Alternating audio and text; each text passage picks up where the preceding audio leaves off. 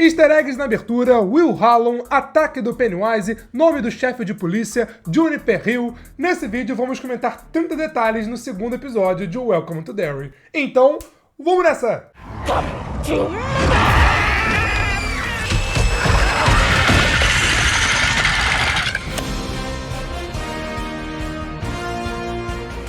Fala pessoal, eu sou o Pedro e o que vocês acharam do segundo episódio? Cara, eu gostei bastante, tá? Eu achei um bom segundo episódio, continuou a história, mostrou os efeitos, as consequências do ataque no cinema, continuou explorando Derry nos anos 60, como a coisa vai influenciando a cidade. Teve duas cenas de terror brabas, que foi a cena da Ronnie, que foi sensacional, e também a cena da Lily. Teve vários easter eggs, várias referências, e também tivemos aquela cena final, que se você não entendeu, continua assistindo que eu tenho uma teoria. Lembrando, eu tô vendo um episódio por semana, eu tô junto com vocês, eu não faço ideia do que vai rolar daqui pra frente, beleza? Então já deixa um like no vídeo, deixa logo agora pra você não esquecer, e se inscreve aqui embaixo e ativa o sininho pra você continuar acompanhando a cobertura semanal. O episódio começa com a Lily tendo pesadelos com o que rolou no episódio passado, com todo mundo morrendo no cinema e só sobrando ela e a Ronnie. Ela sobrou ali embaixo, basicamente na base da sorte. Eu citei no vídeo passado que a Lily estava usando uma pulseira com um pingente de tartaruga,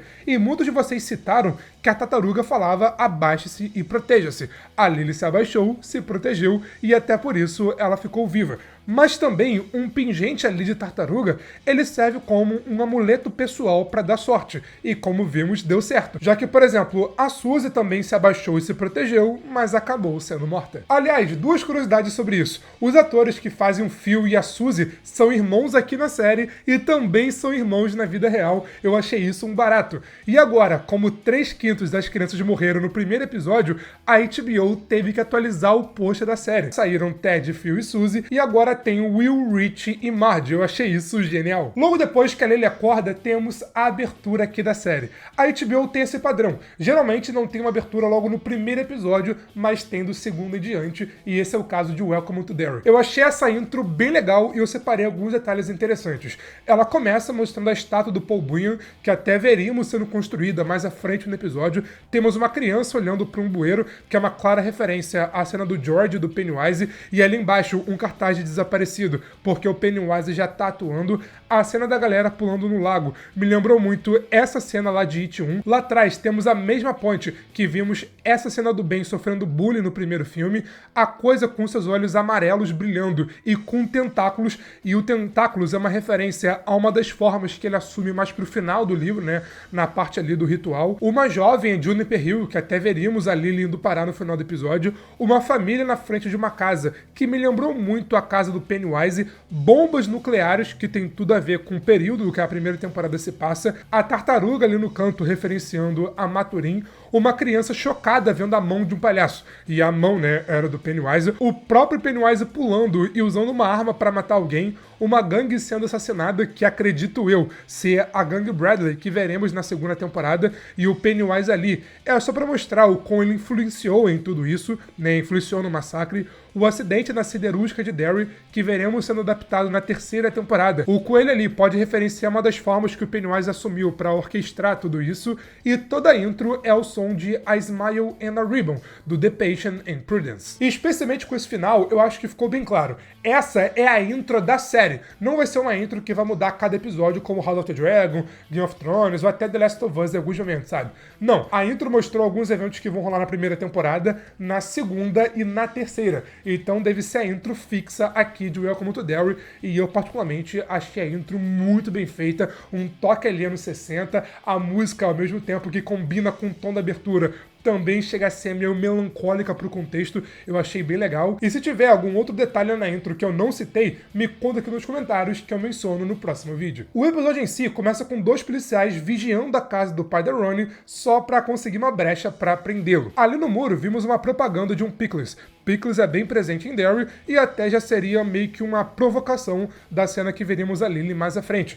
E o carro da polícia me lembrou muito o carro do xerife lá de Carros. Claro, não é uma referência, até porque, na verdade, é o contrário, né? O carro do xerife é uma referência aos carros ali dos anos 60, mas, cara, é muito igual e eu não consegui não pensar nisso, sabe? Na conversa ali, os policiais mencionam que os 3 corpos sumiram, desapareceram. Então Pennywise foi lá, matou todo mundo, assustou a Lily e a Ronnie e ainda se alimentou. Eles até brincam, os corpos foram devorados. E eles estão certos. Lá na casa dos Grogan, vimos a vovó revoltada com o racismo da população. E na conversa, ela cita o programa do Andrew Griffith, o The Andrew Griffith Show, que era bem popular ali nos anos 60.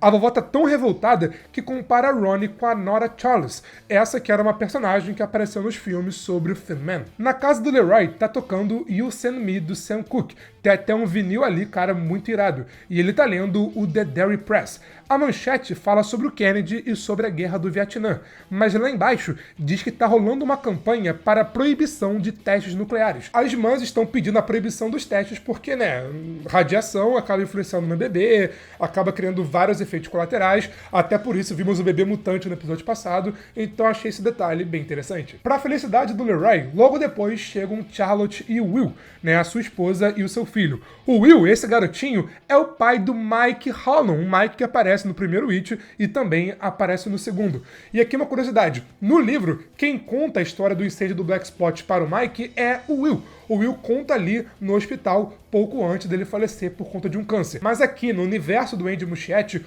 o Will morreu com a sua esposa em um incêndio na sua casa. Então tem essa diferença na morte dos dois. Mas eu fiquei pensando, será que a primeira temporada pode terminar lá no finalzinho mesmo, na última cena do último episódio?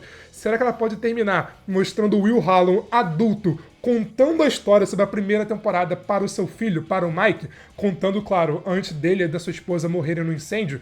Seria um fanservice e seria muito maneiro, tá? Eu acho difícil, mas seria da hora. Logo na cena inicial, vimos Charlotte e Leroy cumprimentando a vizinha que tá ali andando com seu cachorro, e ela basicamente cumprimenta com medo dos dois.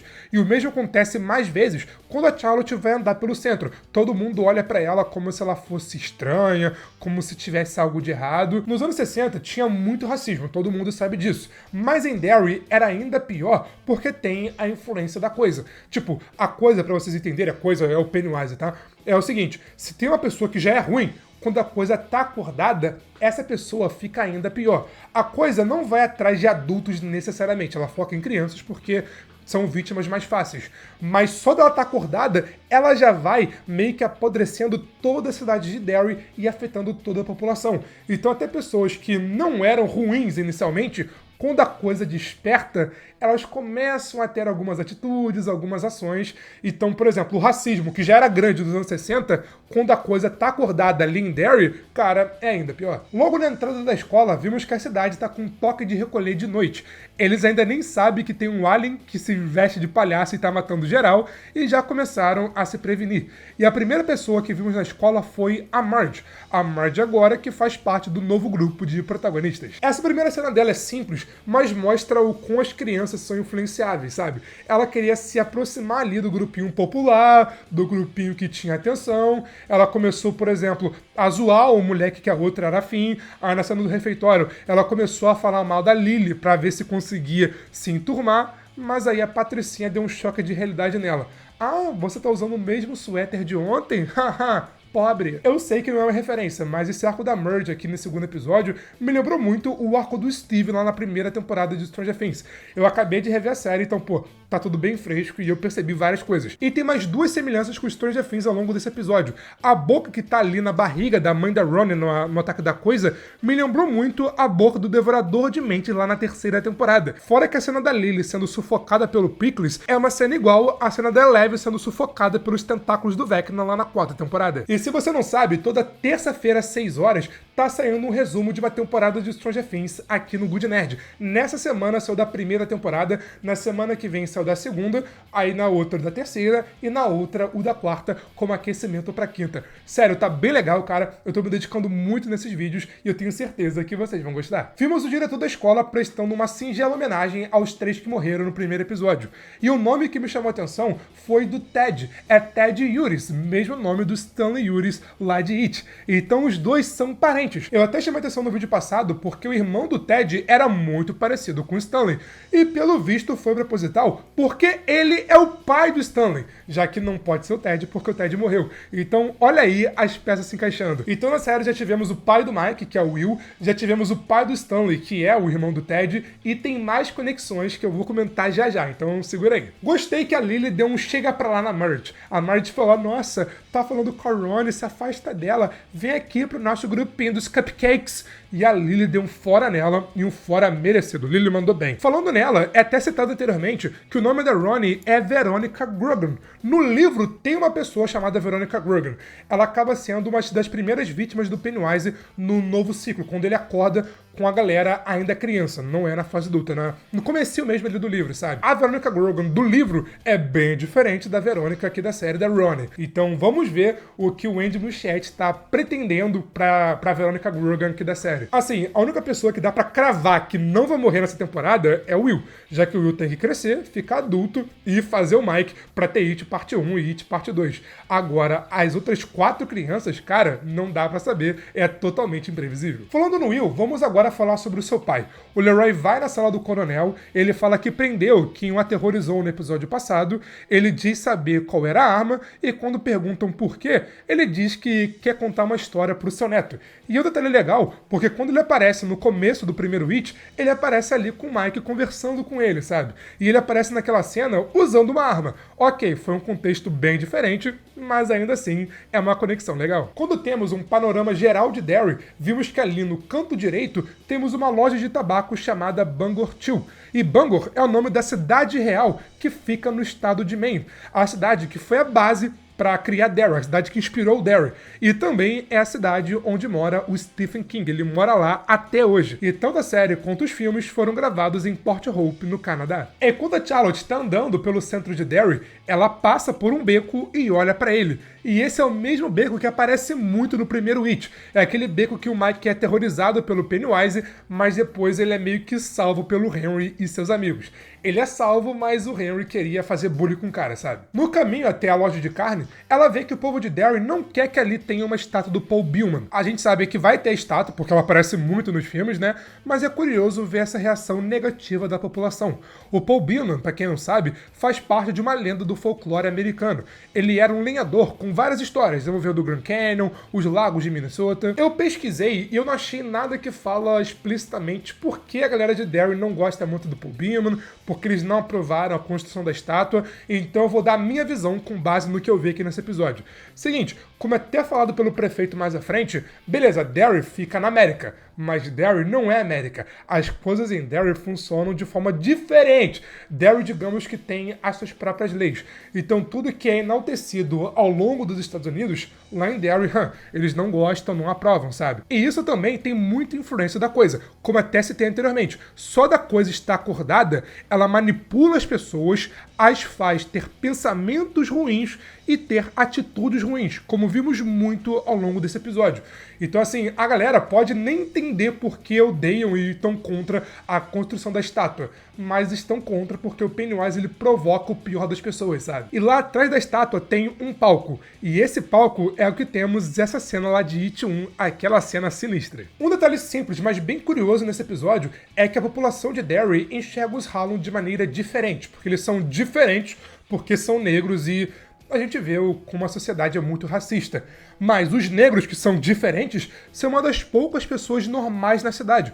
Como a gente viu a Charlotte indo lá tentando salvar o garoto, porque ela é uma boa pessoa. Mas eles são assim por enquanto. Eles acabaram de chegar em Derry, ainda não tiveram muita influência da coisa, ainda não foram corrompidos, então acredito que os próximos episódios vai trabalhar isso aos poucos e vai ser interessante de acompanhar. Afinal, em Derry você pode ser uma boa pessoa, mas né, o clima ali acaba te convertendo e acredito que isso possa rolar aqui com os Hallown. Até porque quando o Leroy aparece lá em It 1, cara, ele aparece meio que como um velho rabugento ali, reclamando, então teremos essa transformação e acredito que veremos ao longo dessa primeira temporada. Mas por enquanto, que eles ainda são boas pessoas e pessoas do bem, eu tenho que falar. Leroy e Charlotte, cara, que casalzão. Aquela cena deles falando em sincronia foi muito boa. Vamos agora para o quarto da Ronnie, onde tivemos a melhor cena da série até agora, uma cena sensacional.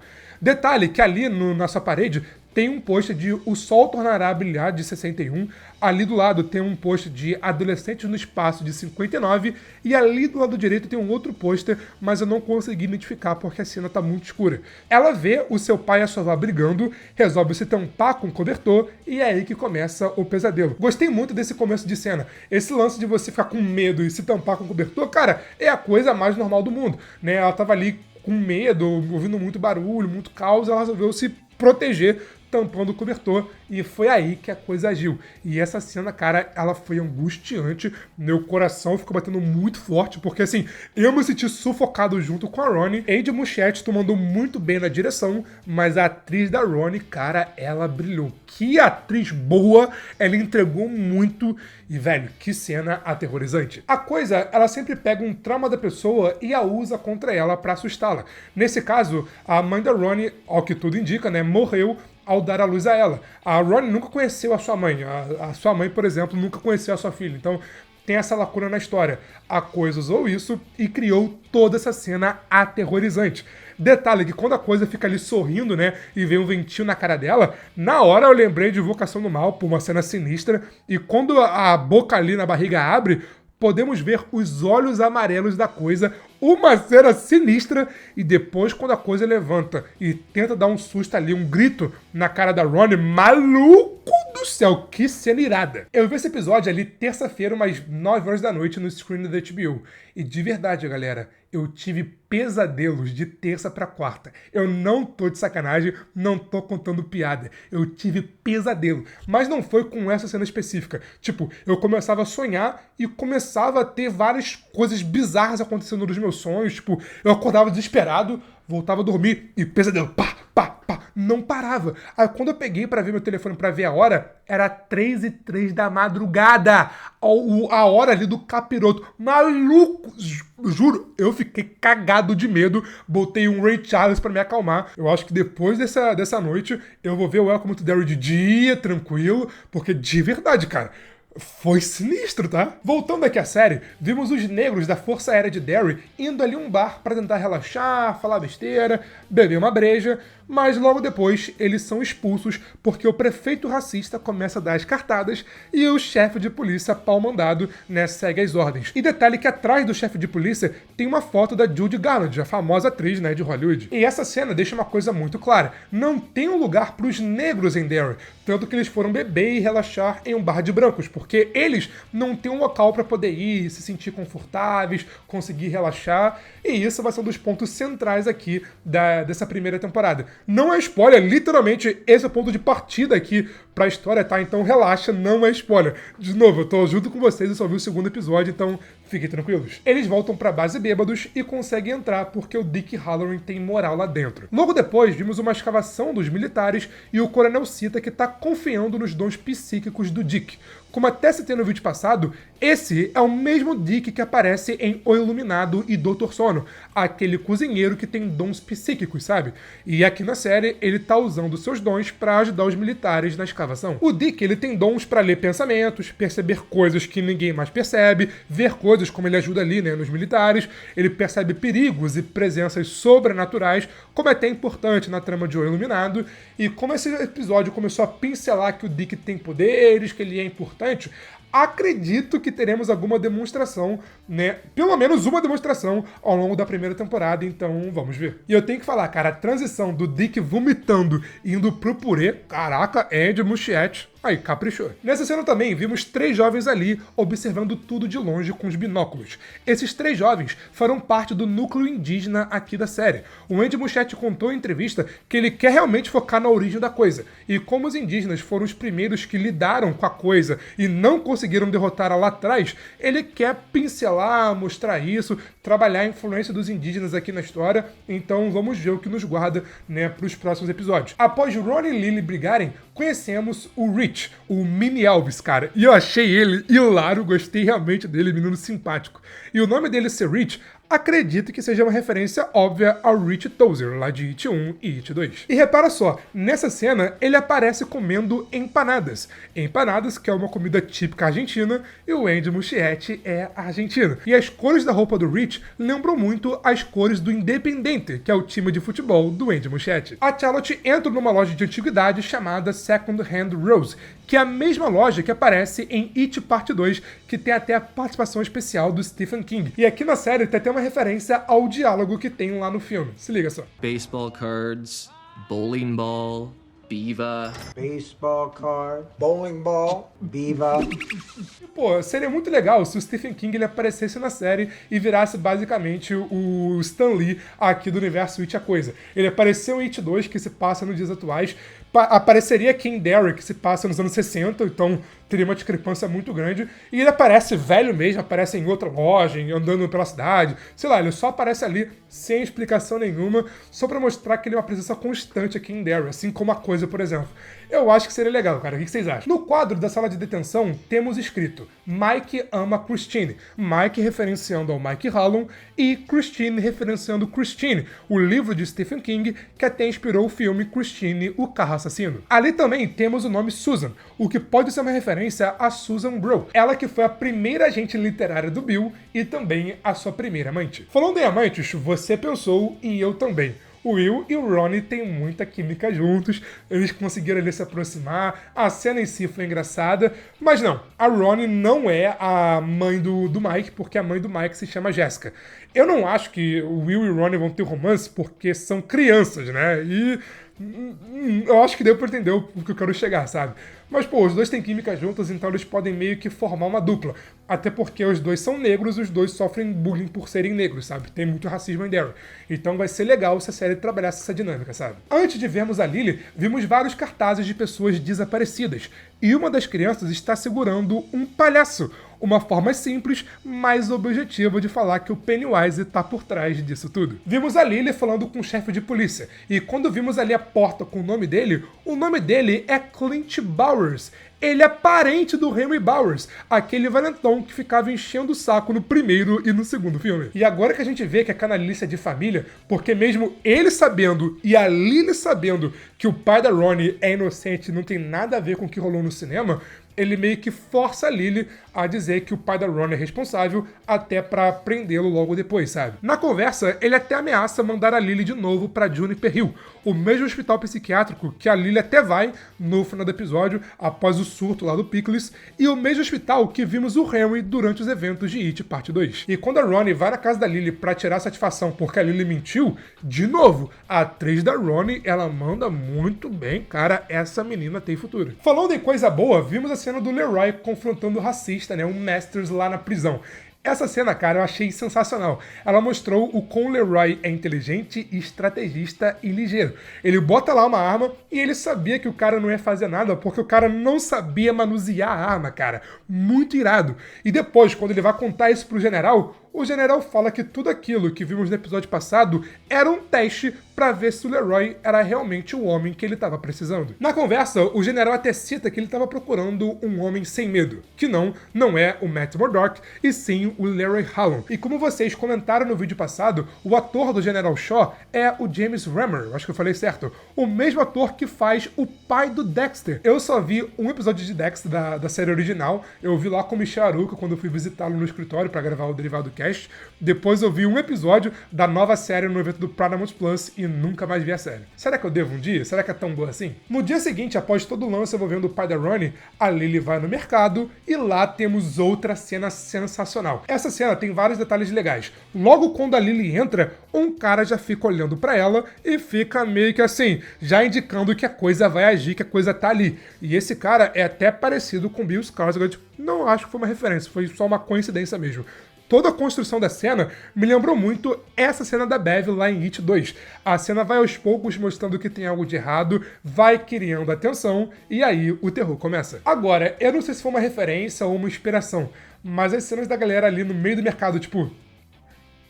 e sorrindo ali atrás da Ronnie, meio que perseguindo ela, me lembrou muito algumas cenas de Sorria parte 2. Então, cara, pode ter sido ali uma inspiração, e Sorria 2 é muito bom, tá? Fica a dica. E especialmente esse frame, na hora eu lembrei dos instaladores lá de The Last of Us. A cena do Pickles em si, ela foi muito bizarra. O pai da Lily basicamente virando David Jones de Piratas do Caribe, só que só a parte da cabeça.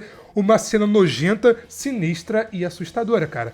E assim, falar pra vocês, eu não tô sentindo falta do Pennywise, tá? Claro, eu quero ver o Pennywise, o Bill Skarsgård, ele vai aparecer, vai roubar a cena, quando for, vai ser foda, tenho certeza. Mas até agora, eu não tô sentindo falta. O Andy Muschietti tá criando novas cenas de tensão e de terror que tá funcionando muito bem. Teve a cena do cinema no episódio passado, aqui teve a cena da Ronnie e teve a cena da Lily, que foram muito boas. Então, olha, cara, eu tô ficando positivamente muito surpreso. Pra fechar o arco da Lily, após o que ela passou no mercadinho, ela é levada para Juniper Hill, para o hospital psiquiátrico, e ela é recebida por duas pessoas sorridentes. Podem ser apenas cuidadores tentando falar: "Oi, boas-vindas, chega aí!" Ou pode ser a coisa dando a entender que ela vai agir e vai atacar a Lily até ali no hospital. E, sinceramente, eu ficaria com a segunda opção, porque o sorriso ali, cara, não é um sorriso normal. Agora vamos pra cena final, que assim, acredito que você não tenha entendido muito bem de início. Quando eu vi pela primeira vez eu também não entendi nada, mas após rever e analisar os diálogos, eu percebi algumas coisas. O general explica que os soviéticos estão planejando atacar os Estados Unidos usando bombas nucleares, e o que eles estão fazendo ali é tentar achar uma forma de impedir que isso aconteça, procurando algo que foi enterrado em Derry há vários e vários anos. O que eles estão procurando é uma arma que gera medo em todos que se aproximam dela. Uma arma que eles não sabem de onde veio, uma arma que eles não sabem como funciona, mas sabem que é muito poderosa.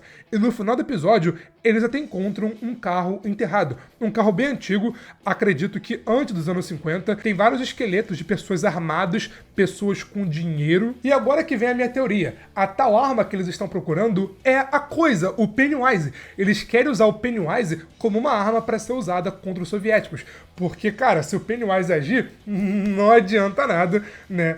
Obviamente, o Pennywise vai matar todos os soviéticos, sabe? E uma dica disso é que ela fala: eles querem uma arma que gera medo deliberante em todas as pessoas.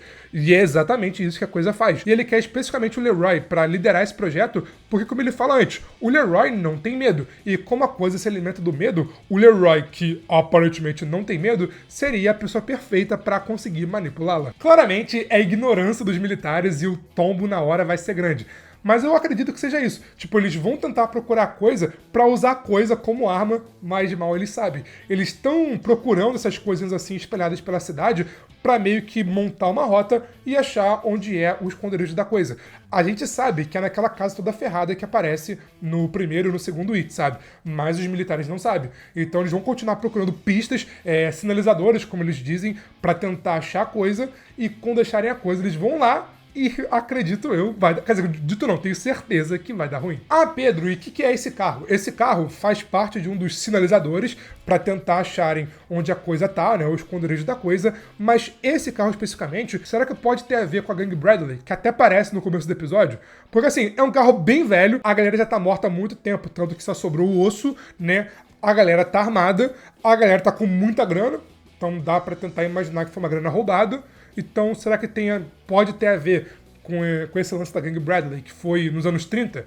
Ou será que eu viajei? Enfim, essa é a minha teoria, foi isso que eu pensei. Eu posso errar feio ou errar rude, né? E semana que vem a gente vai saber. Mas essa é a graça de cobrir semanalmente e ter a nossa conversa. Então, se você tiver uma outra teoria, já vai deixando aqui nos comentários. Aqui eu comento tudo sobre o primeiro episódio. Esse vídeo tá bem legal. Eu fico muito feliz que vocês gostaram e até me deixou mais empolgado pra fazer esse vídeo, tanto que tá sendo maior. E aqui eu faço o resumo completo da primeira temporada de Stranger Things, que tá outro vídeo maravilhoso, que eu me dediquei muito. Sério, cara, eu tô muito orgulhoso dos vídeos que eu tô fazendo aqui pro canal. Eu tô me dedicando muito. Os roteiros, pra mim, pelo menos, né, estão ficando cada vez melhores. E eu fico muito feliz que vocês estejam gostando.